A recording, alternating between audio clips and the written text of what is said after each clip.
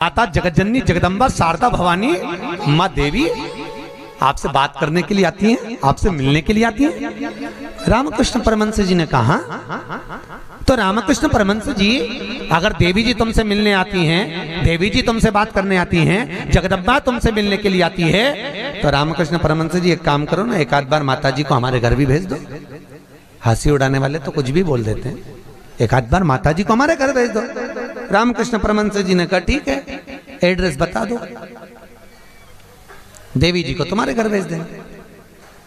बोलो एड्रेस क्या है? उस व्यक्ति ने कहा फलाना गली में, फलाना मोहल्ले में, ये वाले मकान में, इस नंबर में, इस जगह पर मैं रहता हूं। रामकृष्ण परमहंस जी ने कहा, स्वामी विवेकानंद के गुरु रामकृष्ण परमहंस जी कहते हैं जो एड्रेस आपने दिया ये तो आपके घर का है, ये आपके घर का एड्रेस है, आपका एड्रेस दीजिए, आप कहाँ रहते हैं?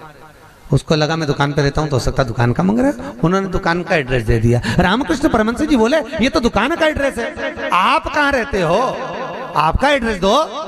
तो रामकृष्ण परमहंस जी के शब्द सुने तो उस व्यक्ति ने कहा ये हमारा ही तो एड्रेस है। रामकृष्ण परमहंस जी बोले जिस घर का एड्रेस दिया वो तो घर का है, जिस दुकान का एड्रेस दिया वो तो दुकान का है, कि दुकान यहाँ है वो वहां घर है, तू कहाँ रहता है, तेरा एड्रेस बता, तू रहता कहाँ है?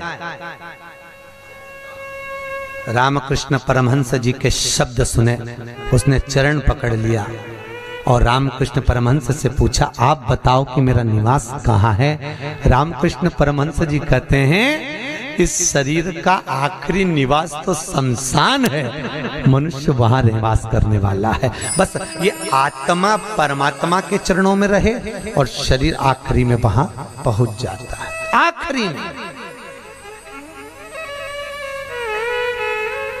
बड़े आश्चर्य में लोग बताते हैं हम वहां रहते हैं, तुम नहीं रहते, तुम्हारा घर रहता है, तुम चले जाओगे घर में ही रह जाएगा, अभी तुम्हारा एड्रेस है फिर तुम्हारे बेटे का हो जाएगा। अरे बोलो तो, फिर बेटा गया पोते का हो जाएगा, पौता गया पर पोते का हो जाएगा, वो तो घर का पता है, तुम्हारा एड्रेस क्या है, तुम किस पते पे रहते हो?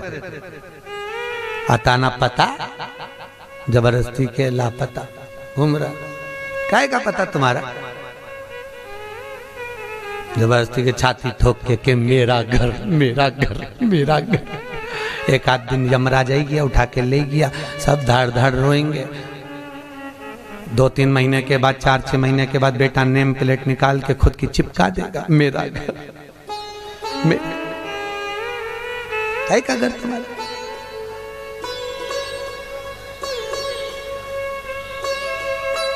क्या कहा?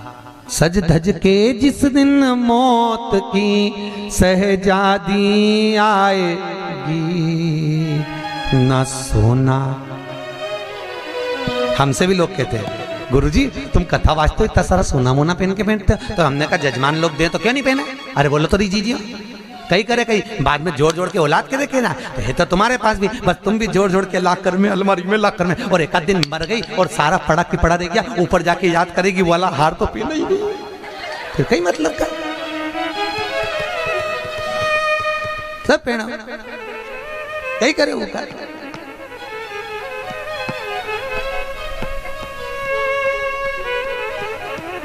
उसका करे क्या? जितनी साड़ी धरी है सब पहन लो जीजियों, बाद में किसी काम की नहीं, सब धरी ले जाए। ऊपर जाती जाती यमराज सेकेगी, नीली वाली तो पहन ही नहीं थी, अभी पीको लगवाई थी, एक बार फिर से छोड़ दे वंश मोर, फिर से छोड़। भगवान भी यमराज भी कहेगा चल ऊपर चल, अब कहीं नहीं पहने, ले गया वही करे। खूब जोड़ा, आखिरी में यही छोड़ा, और फिर इतना बड़ा फोटो टंगा, उनमें प्लास्टिक के फूल की माला, और वो भी पंखा में माला यूं हिले, पंखा में माला हिले और डोकरी फोटो में स्माइल दे। वो डोकरी भी इसलिए स्माइल दे कि बेटी हम भी जोड़ जोड़ के मर गए, यही टंग गए, तुझे भी टंगना है, इसलिए डोकरी भी ऐसे यही टंगे से जोड़ो, कुछ नहीं खाया, खूब जोड़ा, खाना खाने की फुर्सत नहीं थी, साथ सवेरे 8 बजे से रात को 10 बजे तक दुकान नहीं छूटे। एक एक ग्राहक के लिए बैठा दिया और आखिरी में सब छोड़ के घर के लोग अर्थी पे भी ले गए तो बांध के ले गए। सबको मालूम है मर गया, उसके बाद भी ना जाने क्यों बांध के ले जाते और खींच के बांधते, खींच और खींच और खींच। अरे सबको मालूम है मर गया, कोई भगेगा थोड़ी ना, काय को खींच, हल्की बल्कि बांध दो, ले जाना तो है नहीं, और खींच के बांधी, क्योंकि इनको डर इस बात का लग रहा, उठ के भग गया। अब उनको तो कुर्सी भरना, उसकी जगह दूसरे को ले गया तो इसी को ले चलो, जैसे कहा करो उसका क्या। सज धज के जिस दिन मौत की शहजादी आएगी, न सोना काम आएगा न चांदी। छोटा सा तू कितने बड़े अरमान हैं तेरे, मट्टी का तू सोने जैसा मान है तेरे। मेरे को नहीं जानते, मेरे को नहीं पहचानते। अरे भेरू तुझे तो सब जाने, कोई नहीं, मेरे को नहीं जानते। मट्टी का तू सोने जैसा मान है तेरे, मट्टी की काया एक दिन मट्टी मिल जाएगी, न सोना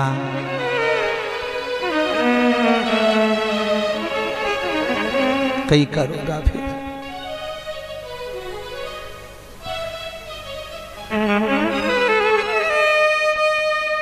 गीता वाटिका गीता प्रेस में कथा बाची, क्या 3-4 साल हो गए गीता प्रेस गीता वाटिका। उन्होंने कहा गीता वाटिका वालों ने, गुरुजी हमारे गीता प्रेस वालों की ओर से कैंसर हॉस्पिटल चलता है गोरखपुर में, आप चलिए। देखने गए, बड़े बड़े करोड़पति भी अटैची लेकर पैसे की खड़े थे कि मेरे पिता के कैंसर ठीक कर दीजिए। इनका ये पत्नी का कैंसर, अटैचियों में माल भरा था और कह रहे थे ये ठीक कर दीजिए, अटैचियों में माल भरा। काम आ सकता है, अटैची भर कर रखी हुई है। पर शिव महापुराण की कथा कहती है, जहां पर औषधि भी काम नहीं करती वहां पर शिव की करुणा काम कर जाती है और कृपा बरसा देती है। शिव की कृपा, शंकर करुणा करता। तुम एक बार विश्वास रखो उस शिव पर, उस शंकर पर। देवराज ने प्राणों को त्यागा, प्राणों को त्यागा तो भगवान शंकर के धाम में चले गया, क्योंकि भले 5 मिनट की भी कथा सुनी हो, चलते चलते भी अगर शिव महापुराण तुम्हारे कानों में पड़ गई हो, चलते चलते भी अगर तुम्हारे कानों में एक शब्द भी शंकर की कथा का मिल गया हो, तो वो शंकर की कथा कभी छिन्नित नहीं होती, वो शंकर से मिला देती है। शंकर से, शिव से मिला।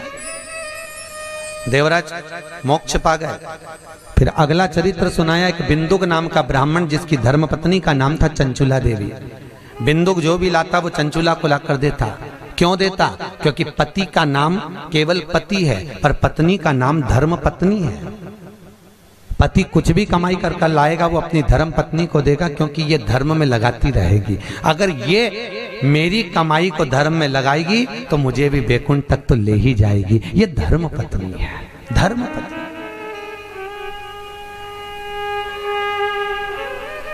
एक कथा के मुख्य यजमान गोपाल मंदिर वाले महाराज जी बने हैं, पंडित जी, पाठक जी, परंतु इनके मन में कथा का आया ना आया वो बात की बात है।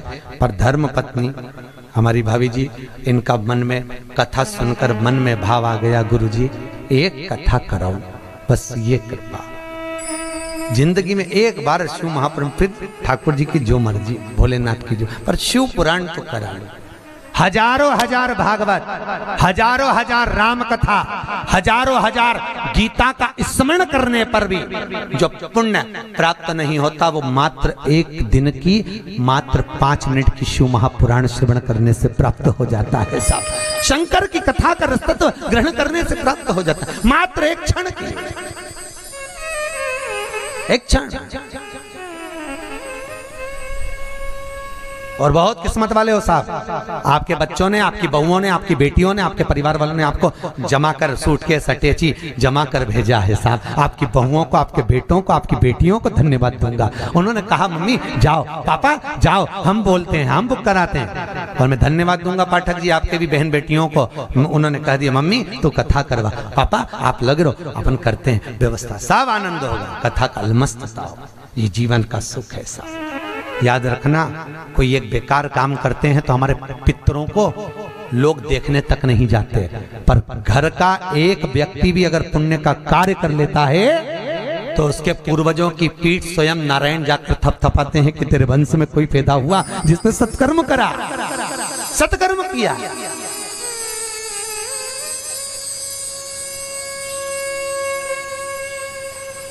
पुण्यता। और ये मुख्य यजमान जो बने ये बहुत करोड़पति नहीं है, मंदिर के पुजारी जी हैं। भोपाल मंदिर में पंडिताई करते हैं, पूजा पाठ करते हैं।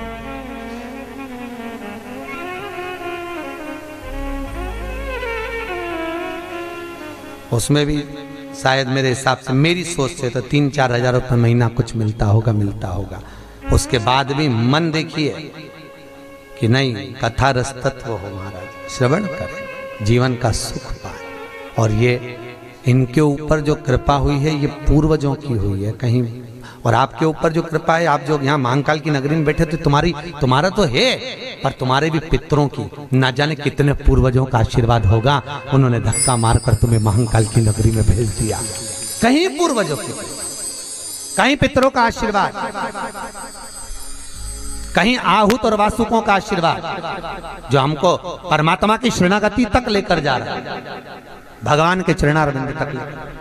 बिंदुक जो लेकर आता वो चंचुला देवी को देता, चंचुला देवी उसको भोग में लगा लेती है, पर चंचुला कभी धर्म में नहीं लगाती। धर्म पत्नी का लक्षण है कि पति की कमाई का एक अंश निकाले और वो ले जाकर कहीं सत्कर्म में, कहीं धर्म में लगा दे। एक अंश निकाल कर वो धर्म में लगाए तो धर्म पत्नी है। पर आजकल की पत्नियां ऐसी हैं, निकालती तो हैं पति की कमाई का, पर सब डेंटिंग पेंटिंग में लगाया जाती है, वो धर्म में लगा ही नहीं पाती, धर्म में लगे ही नहीं। वो कितना ही प्रयास करें। कई माताओं की आदत रहती है हर बार सोचे सत्यनारायण की कथा करूंगी,